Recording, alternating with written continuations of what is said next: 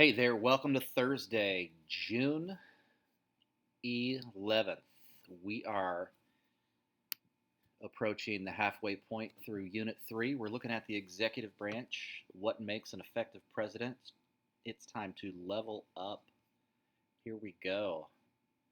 Part 2 of Lesson 1. That was a big lesson, so we decided to break it up into smaller parts. And we're looking at the powers and the roles of the president, okay, and what the president can do to influence different parts of the government, influence policy. So let's start with our discussion post.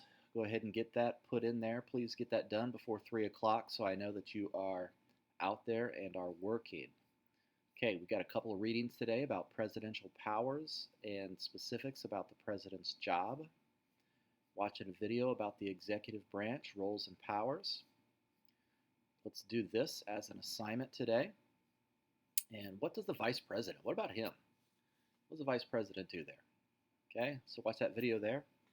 And you're going to take this quiz, and that's it. This is a short and sweet day. Take advantage of the extra time that you might have to go back and get caught up on some things.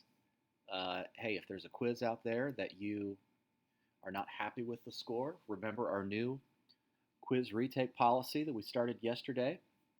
Just show us that you took some notes on the quiz that you want to retake. Jot down a list of question topics for the questions that you missed and go back into the lesson and do a little bit of relearning on those specific topics. Show us that list and you can take that retake on the quiz. Okay? So, have a great day, everybody.